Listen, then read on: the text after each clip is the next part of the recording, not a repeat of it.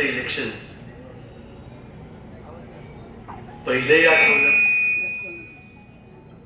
माझं बालपणही आठवलं. आमच्या कंपाऊंडचा हा भाग होता आणि हे पीराचं मंदिर पीर साहेब उघड्यावर त्या ठिकाणी होते. आम्ही लहानपणी इथं त्या पीर साहेबाला नारळ ठेवायला येत होतो. त्यावेळेला नारळ फोडण्याची प्रथा नव्हती. हुक्का लावायचा आणि नारळ बाहेर ठेवायचा अशी पद्धत त्यावेळेला पीर साहेबाची होती. मला सांभाळणाऱ्या ज्या बाई होत्या नूरजान डांगे म्हणून, इलाई डांगेच्या आई, त्यांचं घर इथंच होतं. आणि लक्ष्मीनगर हे नेमकं काय? लक्ष्मीनगर म्हणजे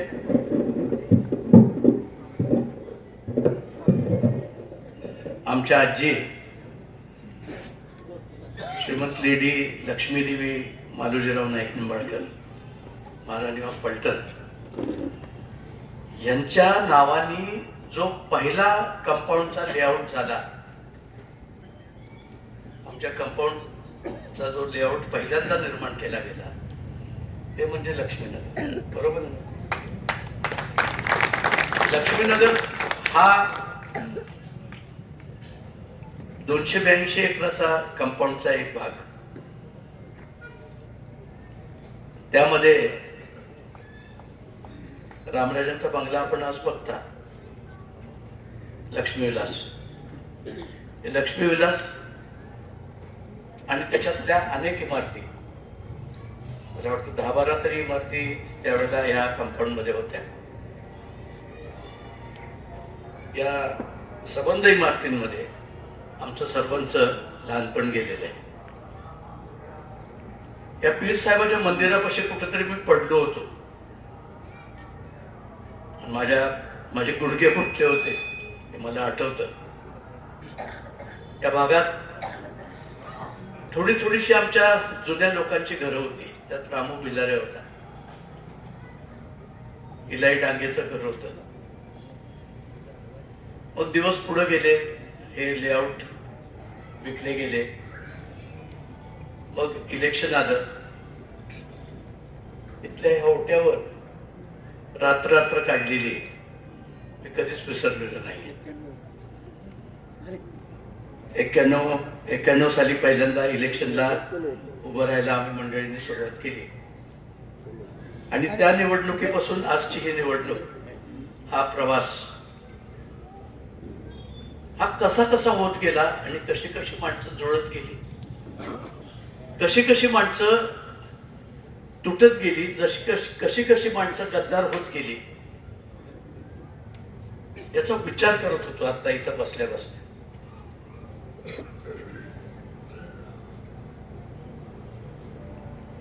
माझ्या भावांना आणि मला कारण नसताना येऊन माणसं मिळाली होती. रामराजे त्यांच्या भाषणात निश्चित बोलते की आमची ठराविक काही माणसं, आमच्या फलटण एज्युकेशन सोसायटीचा स्टाफ आणि काही घराण्यावर प्रेम करणारी फलटणची सगळी नागरिक मंडळी, पुढारी तर आमचे सगळे विरोधात होते. कारण नसताना येऊन आम्हाला जशी माणसं मिळाली, त्याच्यानंतर यशाचा आलेख कायम वर वर वर वर वर वर. रामराजांना संधी दिली, पलटणनी संधी दिली. त्याचं सोनं त्यांनी काय केलं हे बघण्यासाठी या ठिकाणी ही टीव्हीची व्हॅन उभी आहे. लोक जर म्हणत असतील की 30 वर्षात रामराजांनी काहीच केलं नाही, तर धोम बलकवडी आणि नीरा देवघर ही दोन्ही धरणं रामराजांनी पूर्ण केली. कृष्णा खोऱ्याची स्थापना केली. दोन्ही बंद पडलेले श्रीराम आणि दत्त इंडिया हे दोन्ही कारखाने, याचा पुनर्जन्म रामराजांमुळे झाला. डिस्टलरीचा पुनर्जन्म रामराजांमुळे झाला. दूध संघात जी काही थोडी बहुत दुगदुगी आता शिल्लक आहे ती सुद्धा रामराजांमुळे शिल्लक आहे. गोविंदचा जन्म झाला, ॲरिस्टाचा जन्म झाला, मॅग्नेशियाचा जन्म झाला, कुरोली फूड्सचा जन्म झाला, व्यंकटेशचा जन्म झाला, इंजिनिअरिंग कॉलेज आलं, कम्युन झालं, लोणंदची MIDC आली, खंडाळ्याची MIDC आली आणि आता जशी माणसं मिळाली होती ना कारण नसताना, तशीच माणसं कारण नसताना सोडून गेली. खरं सांगू, जळू नावाचा एक प्रकार असतो आणि जळू माणसाला चिकटते. आणि ती चिकटली की दुखत नाही, अजिबात दुखत नाही. ती रक्त पिऊन पिऊन पिऊन टंब फुगते आणि आपोआपच गळून पडते. तशी जळवेसारखी असणारी ही माणसं सगळी सोडून गेली. आम्हाला काही दुखलं नाही, आम्हाला काही खुपलं नाही, आम्हाच्यावर आभाळ फाटलं नाही. त्याचं कारण हे गाव वसवलं होतं आम्ही. 1200 वर्षापूर्वी हे गाव वसवलं आमच्या पूर्वजांनी. अफजल खान सुद्धा ह्या गावावर चालून आला होता. कोळकीमध्ये 400 माळ्यांची कत्तल अफजल खानाने केली होती. त्यावेळेला शंभू पेशेतून बाहेर पडून बजाजीराव नाईक निंबाळकर आणि त्यांचा मुलगा म्हाजी हे हात बांधून उभे राहिले. नरसोबाच्या मंदिराची ठिकरी त्यांनी उडवली आणि त्यावेळेला या बारवेत नरसोबाच्या मंदिरातली पिंड आणून टाकली आणि ती पिंड अजून सुद्धा बारवेच्या कडेला एका पत्र्याच्या खोलीत आहे. माझ्या मित्रांनो, आपण एकच करूयात. खूप वर्ष झाली ती पिंड आपली वाट बघते. नरसोबाचं मंदिर तर आता आपल्याला बांधणं शक्य नाहीये, कारण त्याचे दगड एका कलेक्टरने चोरून दिले. परंतु आता आपण बारवेच्या कडेवर असणारं शंकराचं मंदिर पुन्हा बांधून काढूयात. त्याचं नाव नरसोबाच ठेवूयात. आणि ह्या गावाचा जो इतिहास आहे, ज्या इतिहासाचा आम्ही एक अंग आहोत, मालोजी राजाचा आम्ही अंश आहोत. नाईक निंबाळकर राजघराणं ज्यांनी हे गाव वसवलं त्यांचा आम्ही अंश आहोत. तो अंश ह्या गावाची गद्दारी कधी करणार नाही याची खात्री या गावातल्या लोकांना असली पाहिजे. हे गाव सुरक्षित कसं ठेवायचं, हे गाव सुधरवायचं कसं, हे गाव राखायचं कसं, हे गाव फुलवायचं कसं, या गावातल्या आया बहिणी यांची सुरक्षितता राखायची कशी, हे आम्हाला शिकवायला आमचे संस्कार पुरेसे आहेत. त्याच्यासाठी मराठवाड्यातल्या, खानदेशातल्या, विदर्भातल्या पुढारी मंडळी घेऊन आम्हाला शिकवायची काही गरज नाही.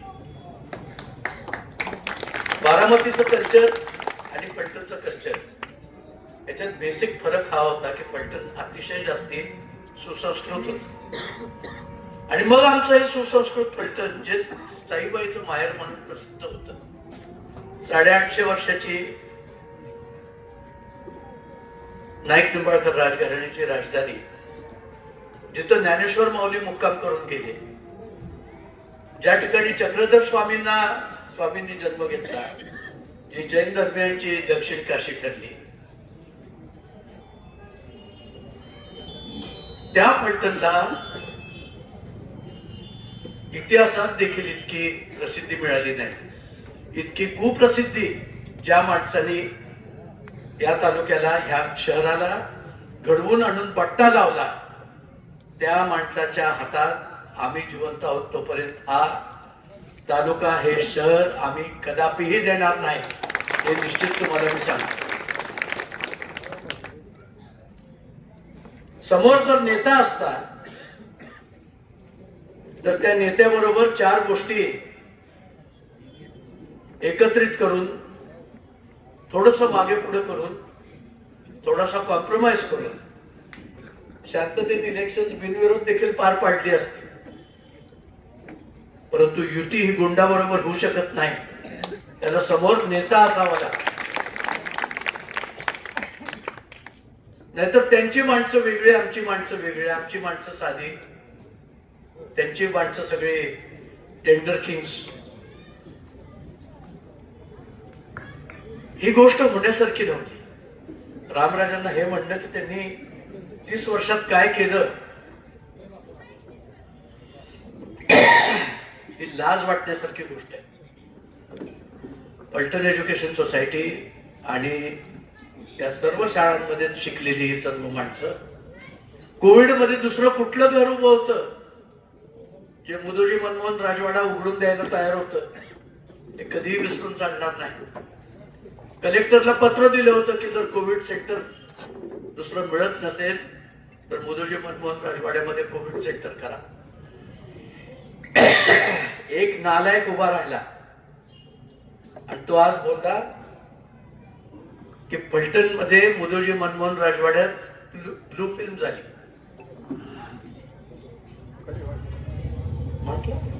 थोड्या वेळाने सांगतो. निर्लज्ज माणसांचं एक पेव फुटलेलं आहे. निर्लज्ज आणि बेशरम माणसं, वाचाळ माणसं, वाचाळवीरांना तोड तुटवडा नाहीये त्या भागात. अनिकेतला लिहितो एक जण गाढवा. ते जर खरंच गाढव असतं ना ते मुंबई सोडून आलं नसतं. त्याचं आयुष्य फार चांगलं होतं मुंबईत.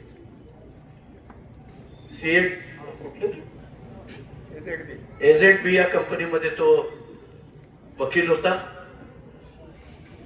इंटरनॅशनल लेवलचे लीगल ट्रान्स्क्रिप्शन करत होता. उत्तम करिअर होतं. परंतु त्याला फलटणच्या राजकारणाची खरी लागण जी झाली ती फलटण शुगरच्या प्रॉब्लेम मधून झाली.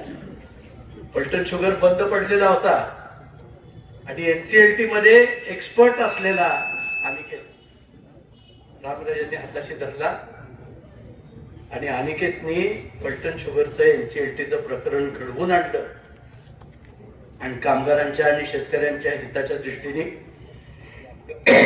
दत्त इंडियाचे लोक या ठिकाणी आले. कारण महानुभाव पंथाचे ते लोक आहेत. महानुभाव पंथाची ही दक्षिण काशी असल्यामुळे महानुभाव पंथाच्या पुण्याईमुळे ते लोक या ठिकाणी आले आणि त्यांनी तो कारखाना चालू केला. आणि आज तो कारखाना 20,000 टन दिवसाला क्रश करेल या दिशेने वाटचाल करतो. आणि जो कारखाना ज्या भीष्माचार्याला रणजितच्या अनिकेत राजांनी पालथा घालून पाणी पाजला, प्रल्हाद जल्लाद, त्याला त्या अनिकेतला पप्पू हे नाव ठेवण्याचा प्रयत्न चाललाय. अरे दिल्लीतल्या लोकांनी राजीव गांधीला जर राहुल गांधीला जर पप्पू म्हणून ठरवलं तर कॉपी दिल्लीवाल्यांची करावी किती. तिकडे जॅकेट घालायला लागले, ते पण जॅकेट घालायला लागले. ते पोंगे वाजवत जायला लागले, यांच्याजवळ पद नाही तरी पोंगे वाजवत हे जायला लागले. पोलीसच्या गाड्या, ताफा, चमको, ताफ्यातून निघाला चमको. बाकी काही नाही, काही नाही, काही नाही. रामराजांनी ही चमकोगिरी कधी केली का? सर्वोच्च पद सभागृहाचं त्यांच्याकडे होतं. मला थोडस वाटायचं त्यांनी चमकोगिरी करावी, ते ऐकत नव्हते. कारण कदाचित त्यांना असं वाटत असावं की साधेपणातच खरी गंमत आहे. परंतु रामराजे नाही होत. लोकांना, या नवीन पिढीला चंपोगिरी आवडते. आपण काय हाल सोसलेत हे कारखाने परत उभे करण्यासाठी. हे आमचे डॉक्टर शेंडे यांच्यावर 400 चेक बाउन्सिंगच्या केसेस होत्या. 400 वेळा तुरुंगात जाऊन आले असते. परंतु हे कारखाने उभे करताना पाणी हातात आहे, कोट्यावधी रुपये खिशातून घालून हा कारखाना पुन्हा उभा केलेला आहे. कारण तो शेतकऱ्याच्या मालकीचा कारखाना आहे, सभासदाच्या मालकीचा कारखाना आहे. तो कारखाना प्रायव्हेट आम्ही करावा म्हणून लोक आमच्या मागे लागले होते. आमच्या आजोबांनी प्रायव्हेट कारखान्याचा लायसन्स आणला होता, तरी सहकारी साखर कारखाना केला होता. त्यांचा राजकीय इतिहास पुसला जाऊ नये आणि सहकारातलं नाईक निंबाळकर राजघराण्याचं कर्तृत्व पुसलं जाऊ नये म्हणून तो कारखाना रामराजेंनी वाचवला. आमच्या दृष्टीने, कोणाच्या दृष्टीने तो कारखाना एक सत्ता केंद्र होतं, कोणाच्या दृष्टीने धंदा होता, कोणाच्या दृष्टीने पैसा कमवण्याचं एक यंत्र होतं. परंतु आमच्या दृष्टीने आम्हा तिघांचा चौथा भाऊ एक जखमी अवस्थेत तो होता आणि त्या जखमी अवस्थेतल्या आमच्या चौथ्या भावावर उपचार करण्याचं काम रामराजेंनी केलं. काय चुकलं? ही जी सगळी मंडळी आज बडबड करत फिरतात, यांचे सगळे पूर्वज, त्याला काय आता नावं घ्यायची नाही, परंतु त्या कारखान्यात तो कारखाना ज्यावेळेला खाल्ला जात होता त्यावेळेला उचलू लागायला होतं.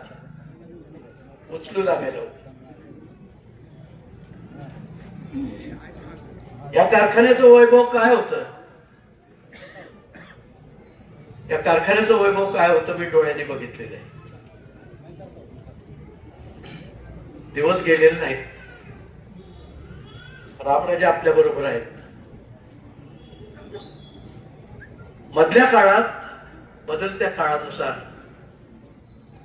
जो काही राजकारणातला फेरबदल झाला आणि एक मातब्बर घराणं फुटल्यामुळं जे अनेक आमच्यासारखे कार्यकर्ते भरकटले गेले, दिशाहीन झाले, त्याला सगळ्यात मोठी जर चूक कोणाची असेल तर पवार घराण्यातल्या भांडणाची असं मला वाटतं. हे जर दोघं भांडलेच नसते तर आम्ही दिशाहीन झालोच नसतो. एक ठिकाणी राहणारेच आम्ही लोक आहोत. आम्ही दिशाहीन झालो, एक निर्णय आमचा चुकला.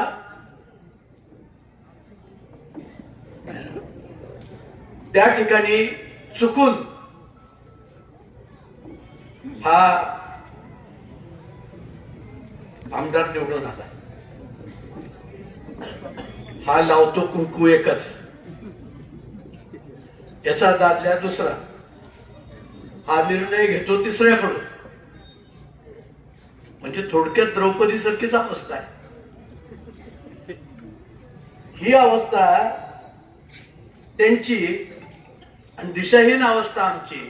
अशा परिस्थितीतून आम्ही जात असताना आम्हाला ह्याच तालुक्यातला एक होनहार नेता सापडला. कुचकटपणाच्या दलदलीतून आम्ही बाहेर पडलो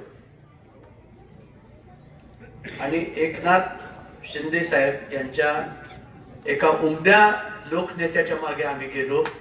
हे आम्ही आमचं भाग्य समजतो, ह्या फलटणचं भाग्य समजतो. याच जिल्ह्यातला हा खानदानी नेता आपल्याला निश्चित चांगला मार्ग दाखवेल. चांगले दिवस या तालुक्याला आलेत याची मला पूर्ण खात्री वाटते. एक माझ्या मित्रांनो मी तुम्हाला सांगतो की ही इलेक्शन या तालुक्याच्या भविष्याची आहे. या तालुक्याचं पुढे काय होणार आहे ते ठरवणारी आहे. या जर इलेक्शन मध्ये चुकीचे निर्णय फलटणच्या जनतेकडून घेतले गेले तर रामराजे पुन्हा होणे नाही. एवढं निश्चित माझे दोन शब्द लक्षात ठेवा. रामराजे होते म्हणून हा तालुका तरलाय.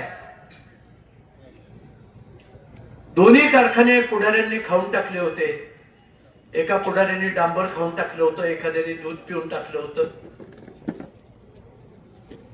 एका विकलांग अवस्थेतल्या असलेल्या बालकासारखं फलटणची अवस्था झाली होती. फलटण चांगल्या दृष्टीने चांगल्या मार्गाने गेल्या 30 वर्षात पुढे गेलं. उड्या मारणारे आणि वेळोवाकडं बोलणारे, वाचाळासारखं वाटेल ते बडबडणारे लोक या ठिकाणी पुढे आले आणि दुर्दैवी प्रकार ओढणी प्रकरण या तालुक्यात घडलं, ज्याची खूप प्रसिद्धी अख्ख्या जगात ज्या मंडळींनी केली त्या मंडळींना माफ करू नका हे या पीर साहेबांच्या समोर उभा राहून मी तुम्हाला सांगतो. या शहरामध्ये 40 एकर जमिनीवर झोपडपट्ट्या आहेत. आम्ही तिघं हयात आहोत ना. मी 63 वर्षाचा आहे, संजू 61, रामराजे 77. आम्ही तिघं हयात आहोत तोपर्यंत त्या जमिनीत स्वतःच्या नावावर करून घ्या. आमच्या विरोधात जाऊन वेडवाकडं वागून क्षणिक पैशाला, क्षणिक मोहाला बळी पडू नका. आमच्यामध्ये मालोजीरावचा संस्कार आहे. कोणाचंही घर पाडायचं नाही हा आमच्या डोक्यात असलेला मसाला आहे, मनात असलेला संस्कार आहे. हजारो एकर जमिनीतली 1 एकर जमीन देखील आम्ही कुठल्याही कुळाकडून कधी काढली नाही, हे आपण विसरू नका. आमचे आजोबा सांगायचे, मी जर का राजा आहे तर मी प्रजेचा मालक नाहीये, मी प्रजेचा बाप आहे. आणि आम्ही देखील हेच समजतो की आम्ही प्रजेचे भाऊ आहोत, आम्ही प्रजेचे पित्याच्या समान आहोत. आणि म्हणूनच कोणाला चेष्टा करायची असेल राजेपदाची ती करा, परंतु राजेपद हा या तालुक्यातला एक संस्कार आहे. आणि हा संस्कार मालोजीरावच्या एका अभिषिक्त राजाच्या डीएनए मध्ये अजूनही आमच्यात जिवंत आहे. आणि त्याच डीएनएचा आहे, विश्वजित त्याच डीएनएचा आहे, त्याच डीएनएचा सत्यजित आहे. आणि ह्या मुलांना आता साथ देण्यासाठी तुम्ही ह्याच तालुक्यात तयार झालेली, ह्याच मातीतली मुलं आहात. तुम्ही आता एका नवीन पर्वाच्या सुरुवातीसाठी शिंदे साहेबांच्या मागे आपली शक्ती उभी करूयात आणि शिंदे साहेबांच्या माध्यमातून या तालुक्याचा आता आपण विकास घडवूयात, एवढंच आज या ठिकाणी मी आज बोलणार आहे. मी रामराजांना विनंती करतो की माझं जर काही चुकलं असेल तर मला माफ करा.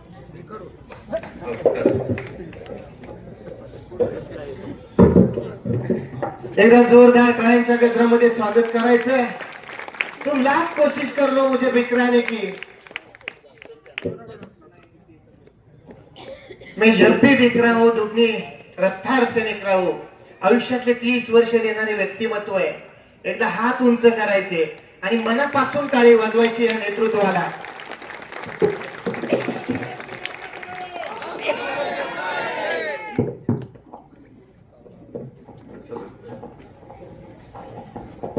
माननीय चंद्रकांत जाधव साहेब, शिवसेना जिल्हा प्रमुख, त्यांचे सर्व सहकारी, शिवसेनेचे तालुका अध्यक्ष श्री पिंटू एवढे साहेब, हे खंबीर वक्तृत्व आलेगाव निलेश फ्रॉम मलठण, ही सगळी शिवसेनेची मूळची टीम. विराज खराडे म्हणला तर शिवसेना, म्हणला तर आमचा, आणि कुठेही गेला तरी तो आमचाच. चंद्रकांतजी हे तालुके आणि फलटणचे तालुके काय म्हणा घेऊन हा जिल्हा बारकाईने 5-25 वर्षाचा विचार करतो.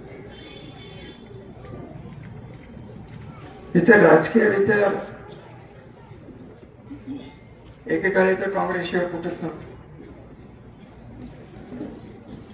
परंतु राजकारण जे चाललं होतं ते व्यक्ती केंद्रित राजकारण.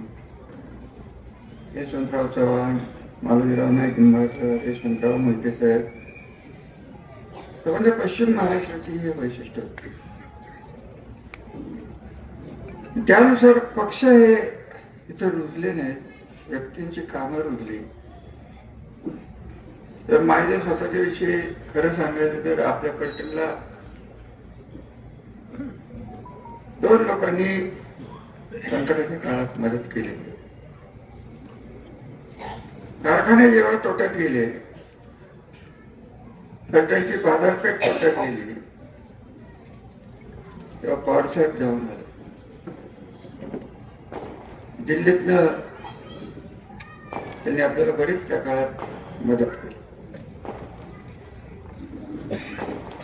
मी जेव्हा अपक्ष आमदार झालो आणि मुंबईला गेलो, 42,000 मतांनी कैलासवासी चिमणराव कदमांचा मी पराभव केला होता. तेव्हा ही इलेक्शन माझी राहिलीच नव्हती, लोकांनी हातात घेतलेली इलेक्शन होती.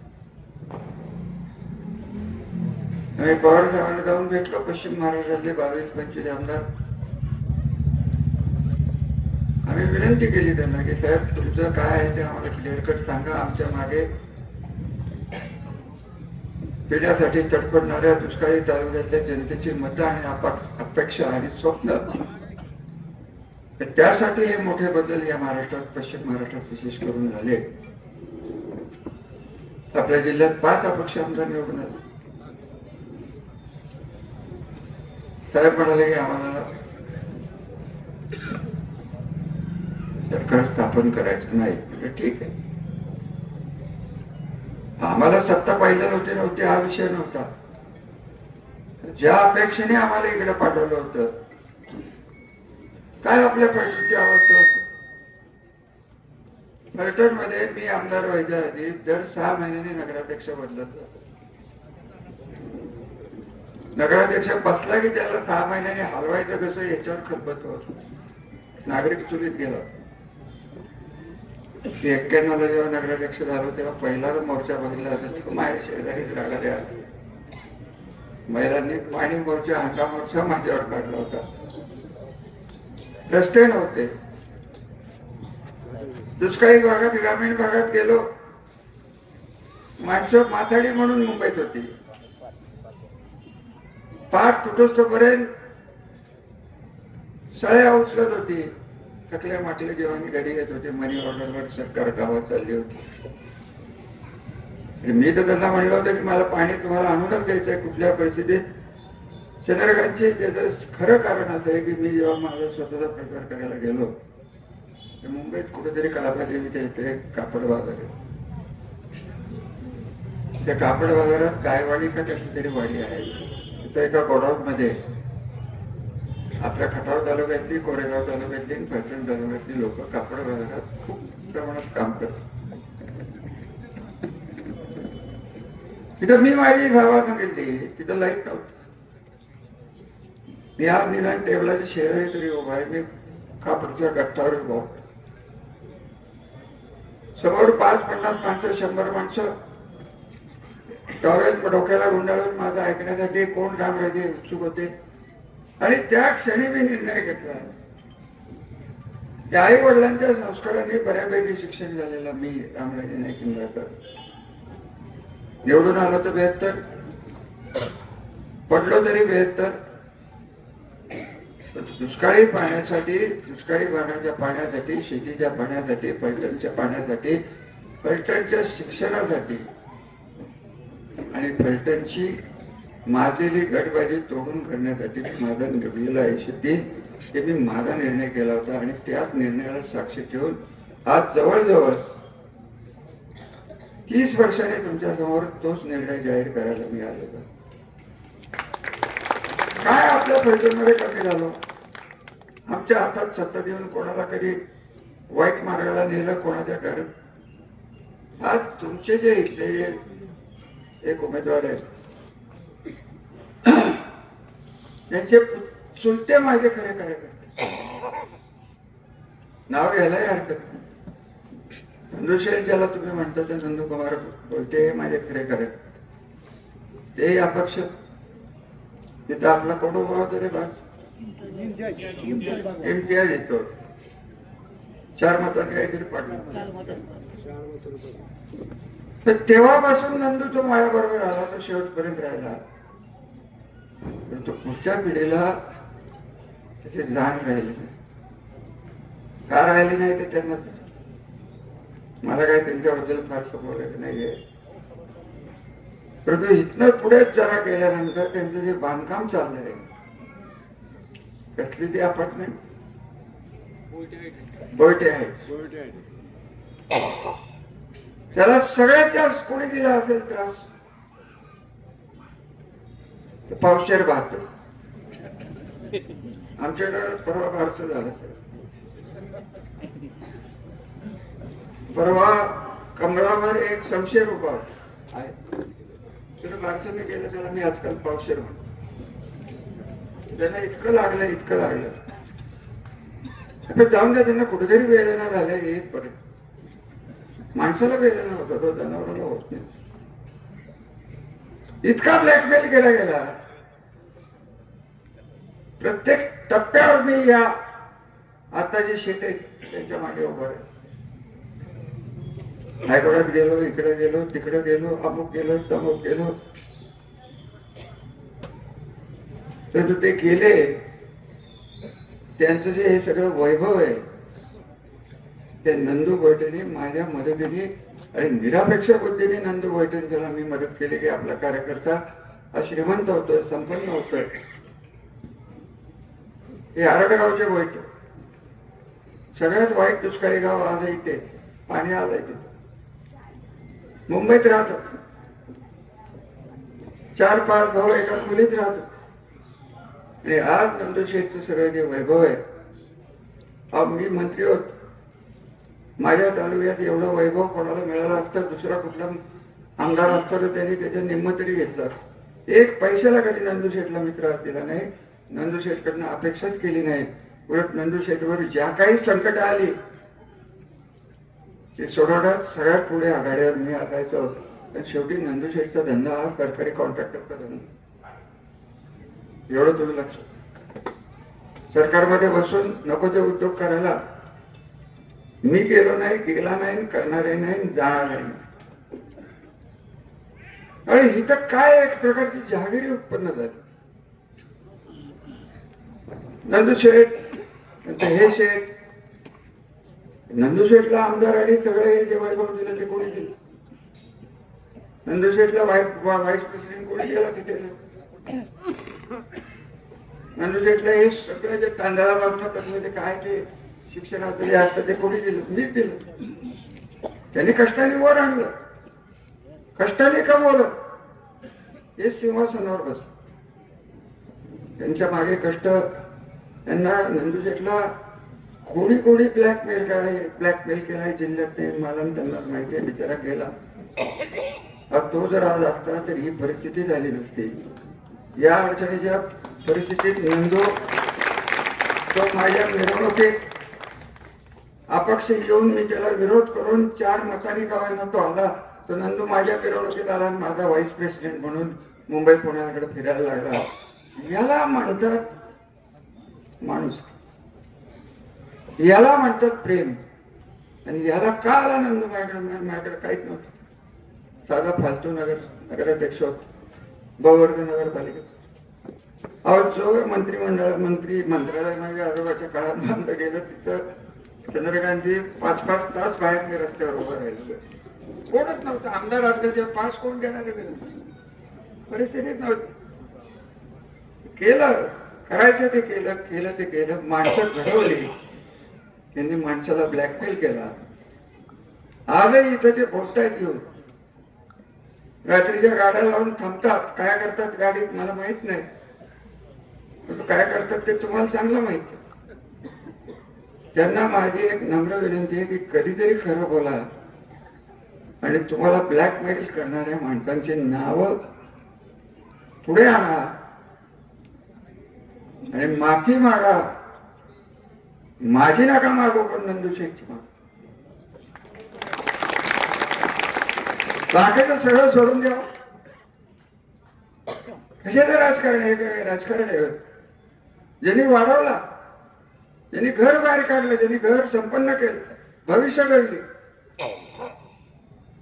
त्याच्या अडचणी आपण त्याला राजकारणात सोडून जाण्याला काय अर्थ आहे तुम्ही लक्षात घ्या. आणि गेले तर गेले, जसं काय म्हणतात की या सगळ्या झोपडपट्ट्या त्यांच्याच कुठल्या 80 फुटाची तिकडचं 3 अन्ना देवाला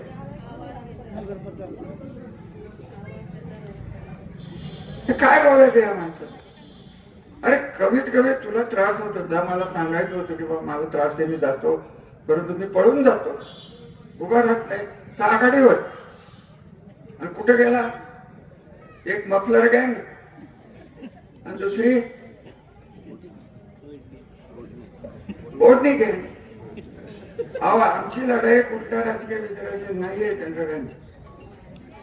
आमची लढाई, आम्हाला जे पिट्टू बाबा बोलले की आम्ही दिशाहीन होतो, दिशा सापडत नव्हतो, अजितदादांच्याकडनं आम्ही हीच मागणी केली होती. एका समर्थ नेतृत्वाकडे आम्ही हेच सांगितलं, हे फक्त माझ्या समोर बसलेल्या लेकरांना वाचवा. मी माझ्यासाठी काही मागितलेलं ना, पिट्टू बाबा संजीवांच्यासाठी कुठलं पद मागितलेलं. आता एकनाथराव म्हणजे खरं सांगायचं तर या महिला मला या इलेक्शन मध्ये ज्या दिसत आहेत त्याचं कारणच एकनाथराव.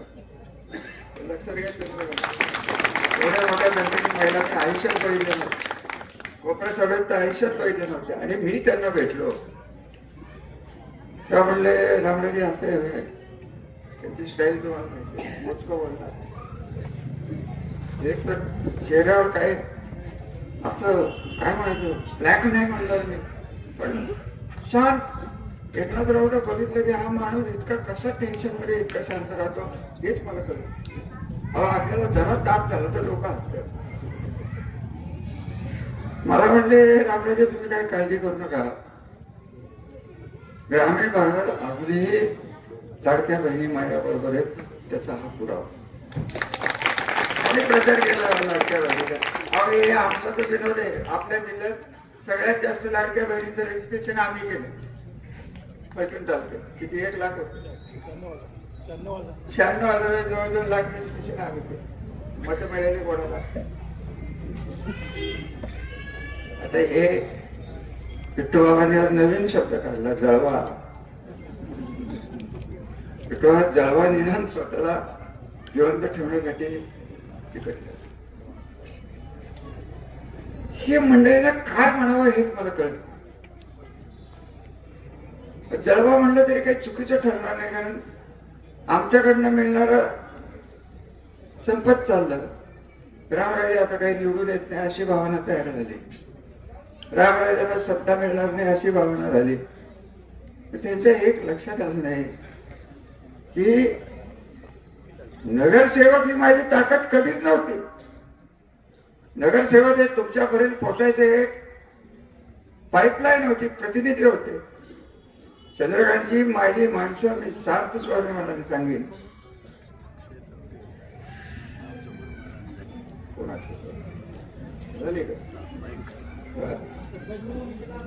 आत्ताच बातमी उभाटाकडनं एक तरुण मुलगा उभा आहे, अक्षय तर जबरदस्त मारा. हे आत्ताच सांगितलं, हे असं आहे.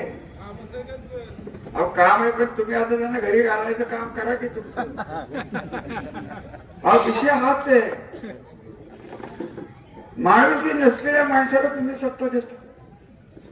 परत मलाच विचारायचं की ज्यांनी आयुष्य ओळून टाकलं तुमच्या मनासाठी, घराला विचारतात की 30 वर्ष काय केलं. तर 30 वर्ष तुम्हाला लोकांनी का निवडून दिलं नाही, तुमच्या वडिलांना का निवडून दिलं नाही. लोकांना माहिती होतं तरी आजही त्यांना माहिती आहे की आपलं काय होतं. अक्षय तवरेचं काय होतं ते बघणं गरजेचं झालेलं आहे. तो मुलगा हिंदुत्ववादी मुलगा आहे, तो मुलगा प्रामाणिक आहे त्याच्या विचारसरणीला.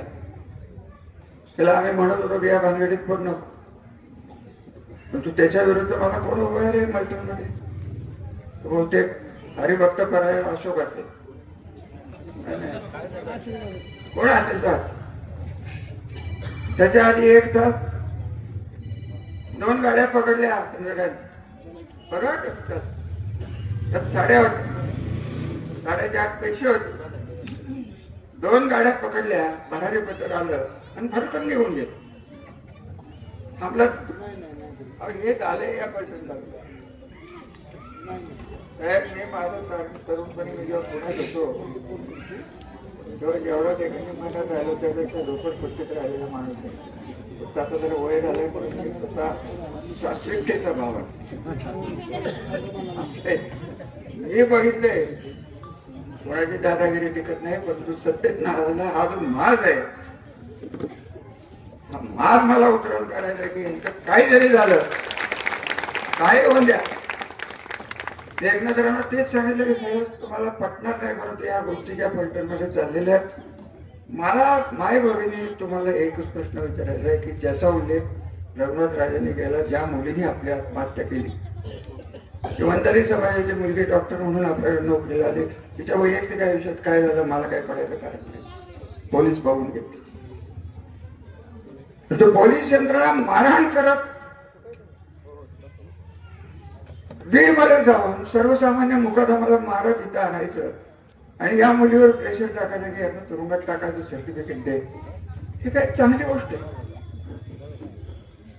आणि सगळं गाव, ज्या गावाला संस्कृती होती, इतिहास होता, भविष्य होतं, 30 वर्षात काय केलं तर तुमचं भविष्य घडवलं, तुमचं भविष्य घडवलंय. पाणी आणलं, शिक्षण आणलं, रस्ते केले. मी होतो तेव्हा 1 कोटी काहीतरी या नगरपालिकेचं उत्पन्न होतं. आता नगरपालिका बघा, पंजोबाने बांधल्यानंतर नगरपालिकेचं 6 मजली इमारत कोणी बांधली? पाण्याचे तलाव कोणी बांधले? नळ पाणी पुरवठा 5वा टप्पा मी करून घेतला. आणि या अंडरग्राऊंड गटाराबद्दल हे गटार बोलतो, ते पैसेच मला देणारा मिळत साहेब. ते म्हणते खाल्ले, ते म्हणते खाल्ले. हे माणसं आहेत ना, ही सोशल मीडियावर जगणारी माणसं. आणि आज अक्षय तावरेला जे लागलेलं आहे, अक्षय तावरेची आई विधवा आहे, त्यांचं मंदिर आहे वैजनाथ दत्तच, बरोबर आहे का? या विधवा आईला हा एकुलता एक मुलगा बहुतेक किंवा भाऊ असेल, तत्वाने तो जो काय वागायला लागला आणि त्याला उभा राहायचे अधिकार नाहीत का?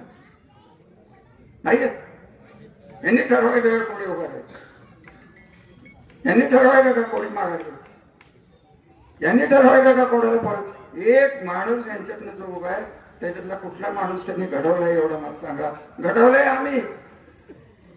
माणसं मोठी केली तुमच्या साथीने, तुमच्या शक्तीने. आम्ही पळवली आहे, पळवलंच नाही. कोणावर ब्लॅकमेल टाकला, कोणावर पोलीस चौकी लावली, कोणावर अजून काय केलं, आता ही आक्षेप.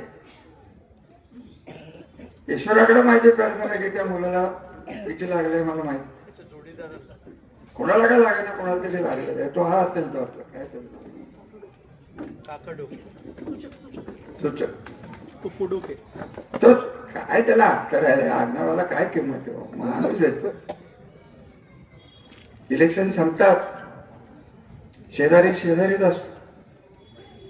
शेजाऱ्याशी कोण दुस्वास करत नाही, माणसाचे डोके कोण फोडत नाही. तरुण पोरांचे राग मला करत नाही.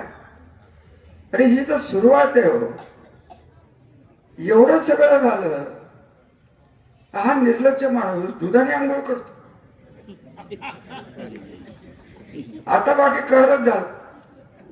मला मोह झाला होता चंद्रकांत साहेब, ते गाईचं दूध आहे, म्हशीचं दूध आहे का गाडवे निघते जाऊन बघणार. त्या गाईला तर कळलं असतं की आपलं दूध तिकडे चाललंय, म्हणजे गाई आटली. काय बोलायचं यांच्याबद्दल? पावसाळ्यात संसार उद्ध्वस्त केले. पण ट्रेडरचं काय झालं तुम्हाला माहित नाही, कधीतरी आज ना उद्या बाहेर पडेल. संसार उद्ध्वस्त केले, लोन वाल्यांना उद्ध्वस्त केलं, डिपॉझिटर वाल्यांना उद्ध्वस्त केलं. आता नगरपालिका एवढी मोठी झालेली 52,000 शहराची नगरपालिका यांच्या हातात द्या. का द्या? ते शमशेर बहादर आहे. का द्या? या शमशेर बहादर इतका मोठा माणूस आहे. हे एक सहकार तज्ञ असलेल्या माणसाला रणजित बहादरांनी फसवलं आणि सांगितलं देवेंद्र फडणवीसांच्या समोर फसवलं. हे आमच्या नगराध्यक्षाचे उमेदवार. तेव्हाच मी त्यांना सांगितलं की तुम्ही होत नाही. माझे त्यांचे चांगले संबंध, अतिशय चांगले. आज मी फसणारा 2 कोटी रुपये एका भावाने दुसऱ्या भावाला दिले तेव्हा तिकीट बदललं. असं पुढे काय सांगू? मोठ्या भावाला 2 कोटी रुपये दिले आणि हे कुठून आणले ते काय आपल्याला कळले. त्यांनी काय केलंय काय नाही ते त्यांची कारकीर्द सांगायची तर खरं बघायला गेलं तर 0 कारकीर्द. 5 वर्ष नगर परिषदेत होते. एका वाक्याचा दुसऱ्या वाक्याचे संबंध नव्हते अशी भाषणं. प्रत्येक ठरावाला 308 कलम लावून कलेक्टरकडनं स्टे घेणं आणि त्यांनीच म्हणायचं की रामराजांनी काही काम आवडे खड्डे कोणी पडले, रामराजांनी पडले. आम्ही नगरपालिका सोडली तेव्हा 20-25 कोटी रुपये तिजोरीत होते.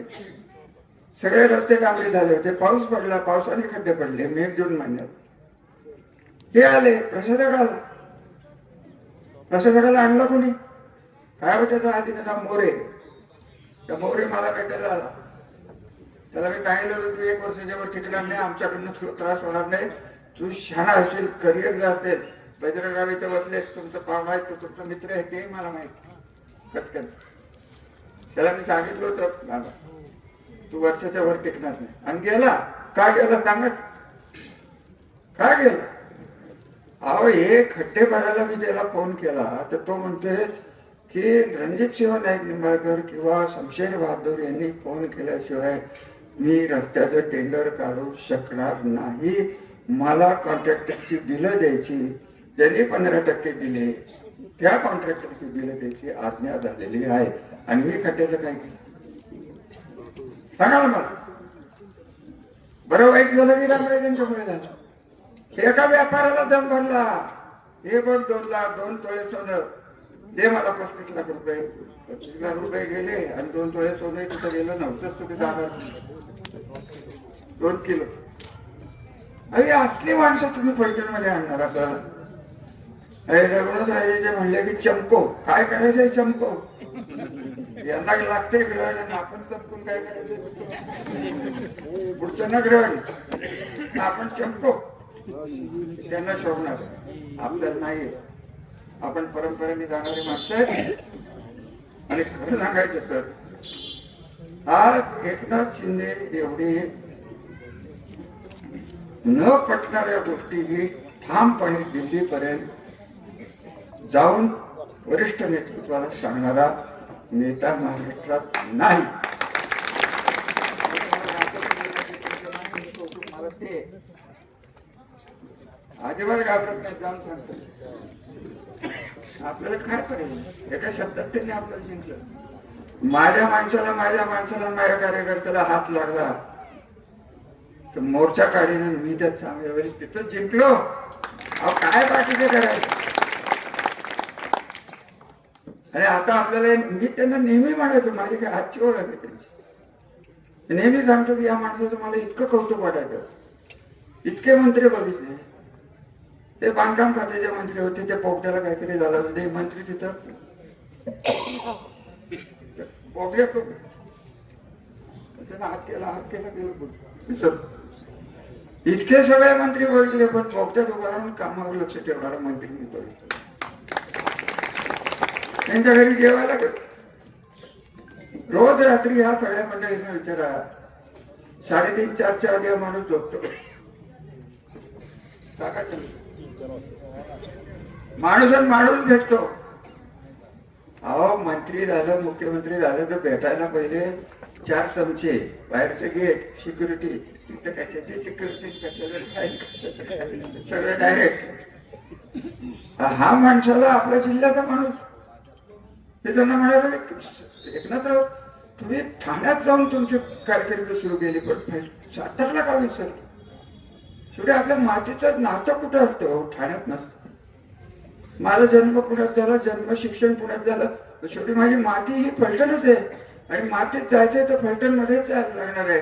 आणि हे मातीचं अतूट नातं 1200 वर्ष आमच्या घराने तुमच्यासाठी ठेवलेलं आहे. हे करून कुठल्या बोकड माणसाच्या नादाला लागलंय? ते स्वतःच तर वाटोळं करणार ते, त्याचा फुगा नेक्स्ट इन लाईन वेळा प्रल्हाद पाटलाचा फुगा फुटला, याचा टायर फुटणार. कुणाला जाऊन दे, त्याला दिल्लीत जाऊन दे. अहो 1+1 किती होत? 1+1 18 होतात का? हा 12 करतो. बँकांना गंडवतो, काय वाटेल ते करतो. आज साहेब मी आश्चर्यचकित झालो. सिबिल असतो 100% करेक्ट. तुझं घ्यायचं आणि यांचं वाचवायचं. नवं जुनं बिल आहे ना बाळासाहेब, नियम आमच्या कारखाना चालवायला दिला. बँकेचं किती बुडवलं ते सांग. तर कुठे का कुठेच वाटोळं केलं. 5,000 कोटीची त्याची पतसंस्था ज्ञानगंगा काय होती, काय होती चुलीत काय बायको ईडी, कुठे मेला, कुठे याला हेलिकॉप्टर दिलं कशासाठी? बीडवरने इकडे आणायला 100 कोटी रुपये आणण्यासाठी 400 कोटीचा धमाका लावलाच त्याला. त्याला सांगितलं त्या कराड मराठवाड्याचा अर्थमंत्री नव्हता, बीजेपी नाही अर्थमंत्री नाही, त्याच्यानंतर कराड होता दिल्लीला भागवत. त्याच्याकडनं तुला 1000 कोटी आणून देतो, तू हा कर्जाचा पगार. हे गेले आत कुठे आत गेला तर आत मशिनरीच नाही, आधीच विकले. रांगाच्या रांगात दूधवाल्यांच्या ते गुटीच्या मागे ते गेलं. ते एक चमत्कार. अहो एवढा मोठा धंदा करणारा माणूस तो कुठेही शून्यात वर गेला, परत शून्यात गेला. त्याचं कारण हा सद्गुरू. आणि तुम्ही मला सांगा, या माणसाला जर तुम्ही अजून ताकद देणार असाल तर मी एकटा तरी त्याशी 100% लढणार. त्यांनी मला यावेळेस खंबीर नेतृत्व मिळालंय की जे सर्वसामान्याला त्याच्या वेदना त्यांच्या महाबळेश्वर तालुक्यातल्या दऱ्याच्या असतील, नाही तर फलटणच्या लक्ष्मीनगरच्या जलमंदिराच्या असतील, त्या सर्वसामान्य माणसाच्या वेदना ज्याच्या हृदयात इतकं सगळं भोगूनही आहे, असा हा एकनाथ हा आपल्या सगळ्यांचं नात आहे. आणि त्यांना या जिल्ह्यात आपल्याला घडवायचंय. ठाण्याचा माणूस आपण आपल्या जिल्ह्यात परत आणायचा आहे आणि सन्मानाने त्यांना आपण आपल्या जिल्ह्यात मिळवायचंय. हे मला धोरण आहे. आमच्या जिल्ह्याने भरपूर दिलेलं आहे. महाराष्ट्राला काय दिलं नाही? यशवंतराव चव्हाण दिले, मालोजीराव नाईक निंबाळकर दिले. किती त्याग केला माझ्यावर. चंद्रकांतजी 37,000 एकराची जमीन आमचं घर होत. 37,000 एकर जमीन काय राहिलं? हे असली घर. इकडे वसंतदादा होते, राजाराम बापू होते. या माणसाला विकासाची दृष्टी होती, त्यांना दृष्टीच नाहीये. काय होतं मी तुम्हाला सांगू का? हे मला लहानपणी असं चरपटत होतं. त्याला मिशन होतं. मोठ्याचं काय मला माहिती नाही, मोठ्या मला कधी दिसलं. पावशेर अदृश्य धाकटा अर्धा शेर आधी सारखं बडबडचं करायचं का? विराट या माणसाच्या शिवाय मी पहिल्यांदा सदाशिव केंद्राच्या घराला संपतराव नावाचा आपला पवारवाला बी होता, त्याला पळून न्यायला चाललो होतो म्हणून मी तिकडे गेलो. पहाटे 4ला आला, संध्याकाळी 7 पर्यंत बाहेर उभारून मला शिवाय देतो. हे असलेलं ऐकायचं, मला शिवाय देतो. अरे कमीत कमी तुझ्या घरात वाढला ते अडकवत, ते घर मीच वाचवलंय बाबा. त्याचे निघाव निघाले काय बोलत. शेवटचं त्याचा गुण सांगतो. नागपुरात योजना दीपकराव पहिल्यांदा निवडून गेले 2009. काय झालं दीपकराव? पहाटे 4ला इंद्रराव आमच्याकडे आले, यांच्यावर त्यांना आला हार्ट अटॅक. हार्ट अटॅक आल्यानंतर हॉस्पिटलमध्ये यायला कोणी येईल नाही. मला सकाळी कळलं तेव्हा हॉस्पिटलमध्ये मी चांगलं मिळव का काय ते तिकडे नेलं. हे दुरुस्त 8 दिवसांनी उघडलं. तोपर्यंत मी ते पडत पाहिजे अहो काय माणूसकीच नाही. काय होतं काय नव्हतं जाऊन मरून द्या. मला एक शब्द द्या, तुम्ही आहे त्या ठिकाणी 30 वर्ष एवढी सत्ता बघून एका माणसाला, एका झोपडीतल्या माणसाला म्हणलं का तुम्हाला बाहेर काढतो, हात वर करा, हात वर करून सांगा. आणि त्यासाठी मला मत पाहिजे. तुम्हाला सुरक्षित ठेवायचं आहे. पुनर्विकासाची योजना एकनाथरावांच्याकडनं आपल्याला राबवायचं आश्वासन मी घेतलेलं आहे. त्या ठिकाणी तुमचं पुनर्वसन करून तुम्हाला फ्लॅट देणार. जमिनी आमच्या रणजित नाईक निंबाळकरांचे नाही आहे. दमदाटा देऊन काही होत नाही. माणूस शेवटी इथपर्यंत आलं तुम्ही वेळणारच. ती वेळ येऊन देऊ नका. शेवटचा इशारा, ती शेवटची विनंती, ती ताकद जर मिळाली नाही तुमचं भविष्य सिक्युअर राहणार नाही, सुरक्षित राहणार नाही. एकनाथ शिंदेच्या मार्गदर्शनाखाली हा तालुका जिल्हा न्यायचा आहे एवढं बाकी नक्की. सगळ्यांचं सगळं बघून झालं. म्हणजे असला नेता आपल्या जिल्ह्याचा आहे, त्याला इथं वाढवायला लागणार. ते भविष्य डोळ्यात ठेवून मी त्यांच्याकडे गेलेलं आहे. मी जरी घड्याळात असलो तरी मी युतीचंच काम करतो. मी काय दुसऱ्या पक्षाचं काम करत नाही. महायुतीचंच काम आहे माझं. एकनाथरावच महायुतीचं.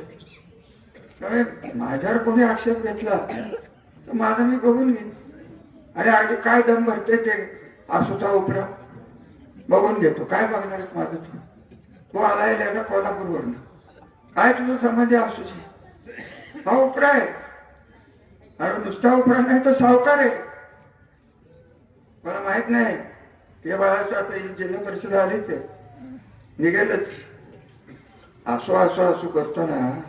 नाईक निंबाळकर जेव्हा त्यांच्या 20-25 एकर जमीन आहे तेव्हा मीच घर बांधून तिकडे राहणार आहे. आता काय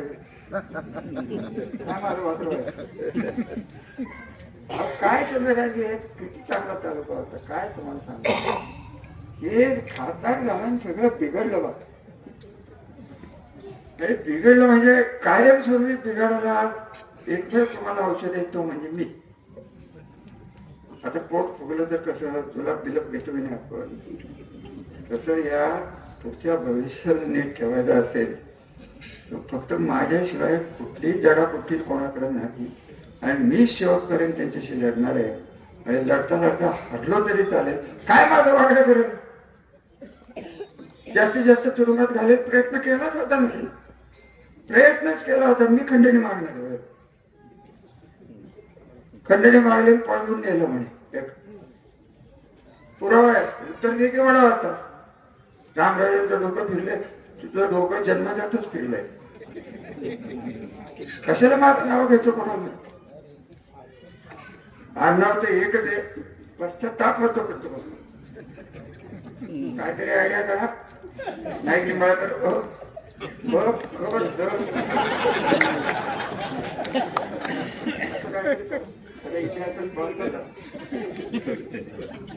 आता काय बोलू दुष्काळ. तुम्ही सावध राहा. 35 लाखावर आहे, डॉक्टर 15 लाखावर आहे. आता तुम्हाला किती लाख मिळते बघा. आपल्याकडे बघा त्याचा मांडला परत तिथं तर अजून पाहिजे. तिथं आम्ही बोलत नाही. महान व्यक्ती आहे, मोठा मंत्री आहे. सगळे आपलं त्यांना बघून द्या. आमच्या तालुक्यात कमी आले तर आमच्या लोकांना चांगली स्वप्न तरी पडतील. बाकीचं ते काय न पडण्यासारख्या गोष्टी आहेत. आता मी शेवटी शकुनी आहे. मी शकुनी काय म्हणले मला? शकुनी. शकुनी म्हणा, वेडा म्हणा, गाढव म्हणा, तुम्हाला काही येऊन देणार नाही एवढं बघतो.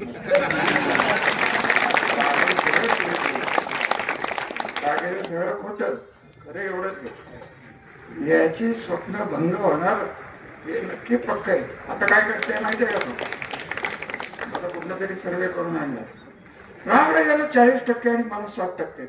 आम्हालाही करता येतात सर्वे. 20 वर्ष मुंबईत राहून काय आम्ही काय लाटा मोजत काय वाटेल ते चालते. अहो निव्वळ खोट. निव्वळ फुटारड आहे. काही केलं नाही. किती पैसे आणले हो? 19 ते 24 मोदी साहेबांच्या अमित शहाच्या जवळचा माणूस. अहो, मी असताना ते असले खोटं सांगितलं तर पालखी मागे केलं आणि टाकले त्याच्या गडकरी साहेबांवर गेले हेलिकॉप्टर मधनं बोलणं झालं नाही. तेव्हा आपण असं कधी केलं होतं. भूसंपादनात बाळासाहेब बोला की किती खाल्ले, मीच बोलायचं, तुम्ही आपलं गप बसायचं. बाळासाहेबांनी किती केसेस केले हा नाही प्रश्न. तर बाबा कारखाना चालवायला घेतला आणि त्यांचे केसच गेले. मला टोपी बाळासाहेब पण आपण ते असे जास्त सिरियस बोललं की मला ब्लड प्रेशर वाढतं. मी आपलं नॉर्मल होतो. म्हणजे हात जोडून विनंती आहे की धनुष्यबाणाला अनिकेत राजे, गणेश आणि श्वेता यांना बहुमतात निवडून द्या. शेतीला घरी बसवा.